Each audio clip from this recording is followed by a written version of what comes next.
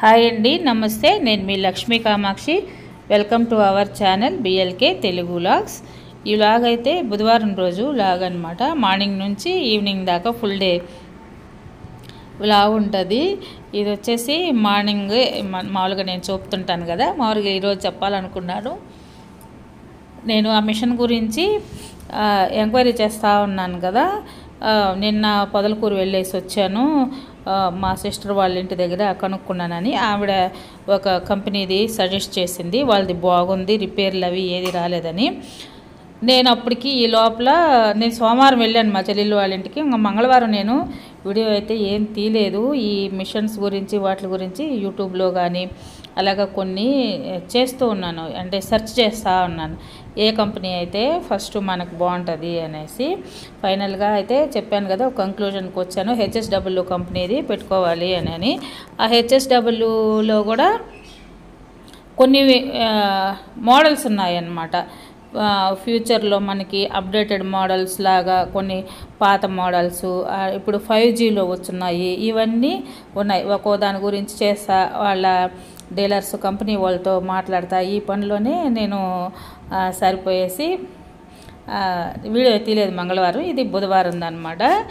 అది అయితే మా ప్రస్తుతానికి ఆ కంపెనీది తిరుపతిలో ఏజెన్సీ ఉన్నది. రేపు తిరుపతి వెళ్ళి మాట్లాడాలనుకున్నాము. మెయిన్ ముందు ఈరోజు బ్యాంక్లో మాట్లాడాలి కదా, మన దగ్గర అయితే క్యాష్ లేవు.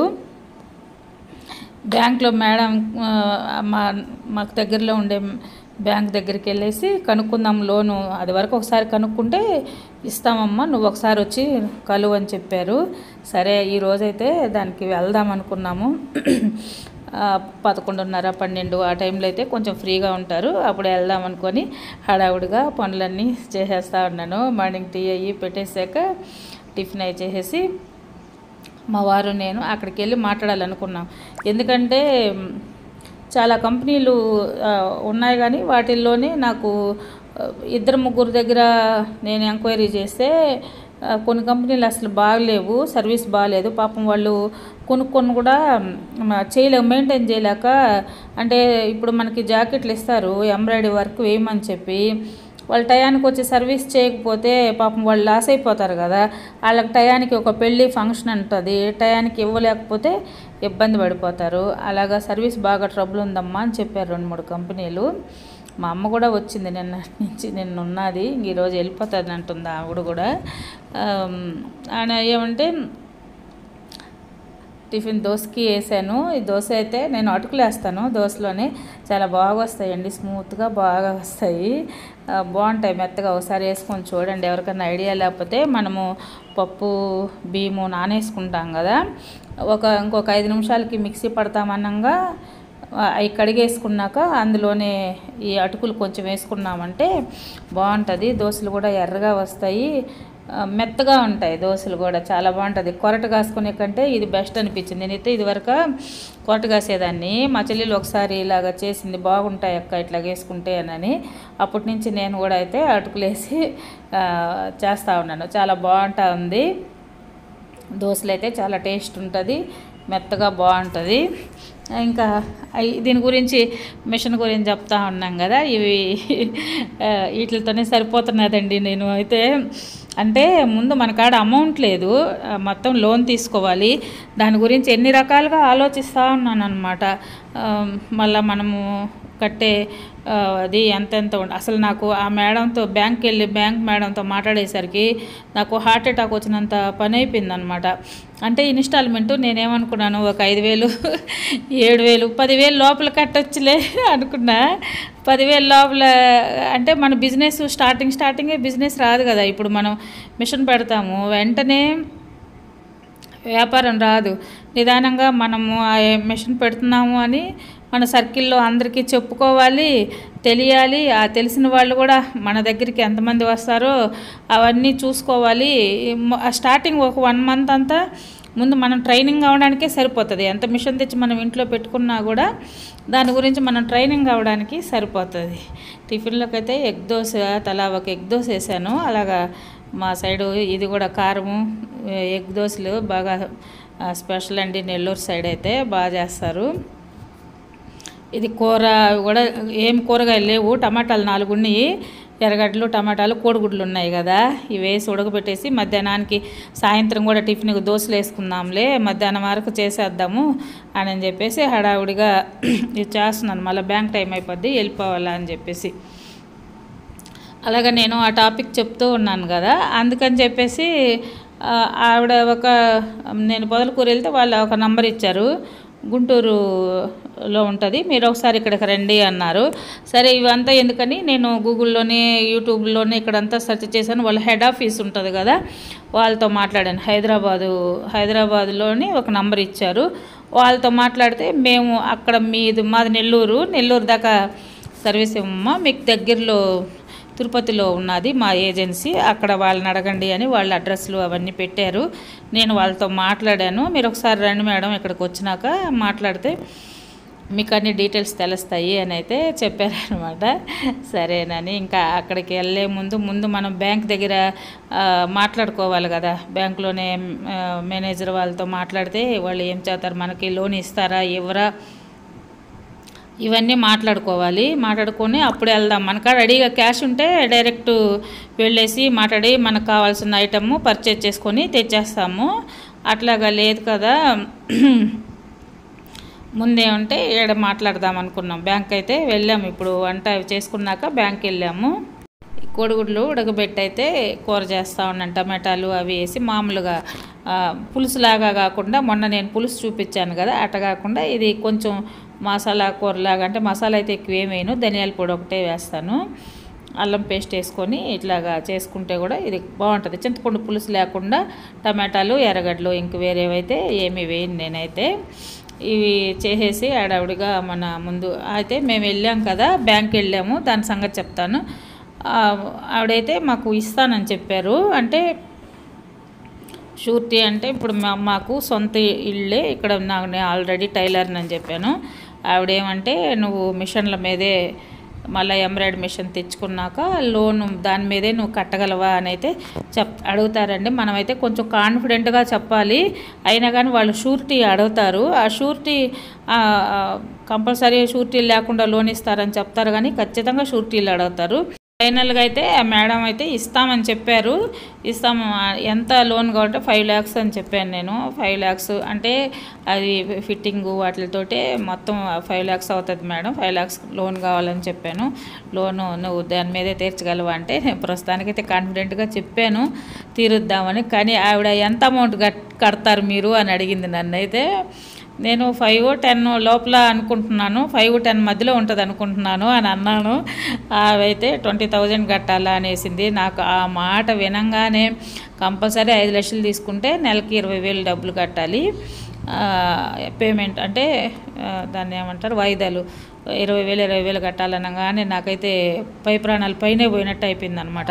అంటే 20,000 మనం ఒకసారి స్టార్టింగ్ ఎత్తుకోవడంతో మనకు అంత బిజినెస్ ఉండదు కదా, పొంగ కూడా వస్తుందో రాదో డౌట్. 10,000 అనుకోండి ఈజీగా కట్టుకోవచ్చు. కొంచెం మా వారు అమౌంట్ నాది కొంచెం వచ్చినా దాన్ని అడ్జస్ట్ చేసి కట్టేసుకుంటా ఉండొచ్చు 10,000 అయితేను అని నేను ఎక్స్పెక్ట్ చేశాను. 20,000 అని చెప్పేసింది. అసలు తీసుకోవాలా వద్దా అనేసి డైలమాలో పడిపోయాను. అసలు బిజినెస్ కూడా చేయాలా వద్దా అనేసి డైలమాలో పడి, ఇంత మనం కట్టగలమా లేదా అనేసి డైలమాలో పడి నేను చెప్పాను. మళ్ళీ ఒకసారి రిక్వెస్ట్ చేశాను, చూడండి మేడం అంత అమౌంట్ కాకుండా మీరు ఏదైనా 10-12,000 అలాగైతే ఫైనల్గా కట్టగలను అని అంటే ఆవిడ అన్నారు, మీరు మనకి సబ్సిడీ లోన్స్ ఉంటాయి కొన్ని సట్నల్ ఆఫీస్లో, అక్కడికి వెళ్ళి కనుక్కోవాలి, అది ఏదన్నా కొంచెం ట్రై చేయండి, కొంచెం సబ్సిడీ కొంచెం అన్నా పోయినా కూడా మిగిలిన అమౌంట్ కొంచెం పేమెంట్ అప్పుడు మీకు ఇన్స్టాల్మెంట్ తగ్గుద్ది, ఒకసారి ట్రై చేయండి అని చెప్పింది. అది కూడా మంచిదే కదా అని నెక్స్ట్ ముందు అవి కూడా ట్రై చేయాలని అయితే అనుకున్నాము. ఇది బ్యాంకు, ఇక్కడికి వచ్చి మేడం లోపల ఉంటుంది మాట్లాడేసి వెళ్ళాను అనమాట.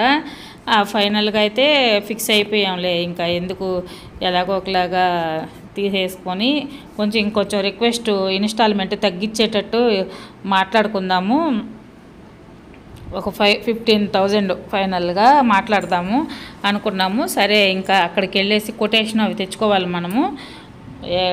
తిరుపతిలో మాట్లాడానని చెప్పాను కదా, అక్కడికి వెళ్ళి వద్దాం రేపైనా అనుకున్నాను. నేను బ్యాంక్ వెళ్ళేటప్పుడు మిషన్కి బట్టలు, మా వారి బట్టలు ఇవి అన్నీ ఉన్నాయి, అవి వేసి ఆమెను వెళ్ళాను. వచ్చే లోపల మిషన్ కూడా ఉతికేసింది. ఇవన్నీ తీసైతే ఆరేస్తూ ఉన్నాను రాగానే.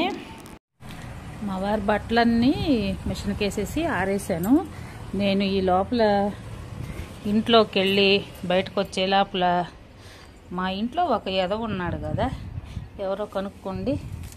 ఆ ఎదవ మా బుడ్డాగాడు ఎదవ, మా డాగ్ ఎదవ. చూడండి ఎలాగ లోడేసాడు.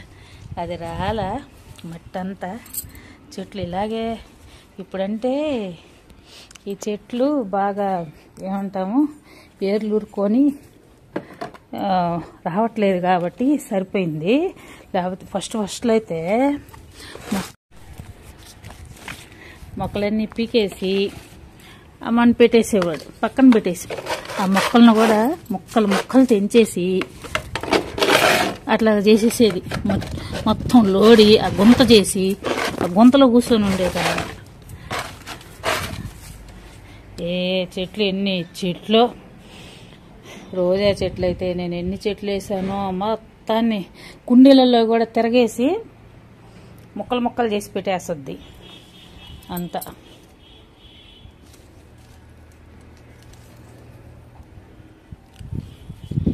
ఇది ఎందుకో ఇలాగ అయిపోయింది. నైట్ క్వీన్ చెట్టు ఇది ఇలాగ అయిపోయింది. అందుకే అంత ఇటుక రాళ్ళు పెడతా జాగ్రత్తగా లాడకుండా. కొన్ని దగ్గర రాళ్ళు పెట్టా, అది అక్కడ కుండీ పెట్టా, ఇక్కడ ఆ చెట్లకు అడ్డం అంతా ఈ బకెట్లు పెట్టా. ఆ లోపల లాడకుండా ఇలాగ సేఫ్టీ చేసుకున్నా ఇక్కడే. ఎందుకంటే ఇక్కడ చెట్లన్నీ పెద్దవి అయిపోయాయి, లోడినా చచ్చిపోవులే అని చెప్పేసి ఇక్కడ కింద పెట్టాయి. లేకపోతే ఆ గట్టు మీదే అన్నీ పెట్టేసి ఉండేదాన్ని. అయితే ఈవినింగ్ కూడా ఇంకా నేను ఆ కోడిగుడ్లు కూర మధ్యాహ్నం చేశాను కదా, అది మధ్యాహ్నం ఒక పూట మా ముగ్గురికి, అమ్మకి, నాకు, మా వారు మాకు సరిపోయింది మధ్యాహ్నానికే. ఈవినింగ్ ఏమంటే దోశలు పోద్దాము. మార్నింగ్ అయితే ఉత్త కారం ఒకటే చేశా. సరే మా వారు ఎప్పుడు ఈ పప్పుల చట్నీ అంటే మా వారికి చాలా ఇష్టము, నాకైతే అసలు ఇష్టమే ఉండదు. అంటే గ్యాస్ ట్రబుల్ ఉన్నది, కొబ్బరి ఇవన్నీ వేస్తే బాగుండదు అందుకని నేను అసలు ఎక్కువ వాడను అనమాట. మా వారేమో ఇది చేయమంటుంటారు. సరే అమ్మ కూడా ఉంది, ఆ కారం తింటే మళ్ళీ వేడి చేస్తుందిలే అని చెప్పేసి ఇదైతే పప్పుల చట్నీ చేశాను. ఇట్లాగా చేస్తాను. ఏరుశనగ పప్పులు, తినేశనగపప్పు, ఇది కొబ్బరి వేసాను. దాంట్లో కొంచెం చింతపండు, జీలకర్ర కొంచెం వేసుకుంటే మిక్సీలోని పచ్చిదే బాగుంటుందండి ఈ చట్నీలో. ఎప్పుడన్నా ఒకసారి ట్రై చేసి చూడండి, ఆ టేస్ట్ చాలా బాగుంటుంది. తాలింపై పెట్టేసుకుంటే ఖచ్చితంగా అసలు చాలా కమ్మంగా ఉంటుంది ఈ చట్నీ. అయితే తినడానికి బాగుంటుంది, కడుపులో బాగుంటుందని నాకు సహించదు అనమాట. గ్యాస్ ట్రబుల్ అని కడుపులో కూడా పెడతా ఉంటుంది అనేసి ఇంకా అది చేసేసాను. అట్లాగా ఆ మిషన్ గురించి నేను మీకు చెప్తూ ఉన్నాను కదా. అట్లాగా ఫైనల్గా అయితే బ్యాంక్తో మాట్లాడి మళ్ళీ నేను అందరితో కొంచెం డిస్కస్ చేసుకొని ఇంట్లో మా మా అమ్మ, మా వారు, మా సిస్టర్స్ వీళ్ళందరితో కూడా డిస్కస్ చేసుకొని, అంటే ఇలాగ అంటున్నారు అని చెప్పేసి అందరము కొంచెం టెన్షన్ పడ్డాము, ఇన్స్టాల్మెంట్ ఎక్కువ అవుతుంది అనేసి.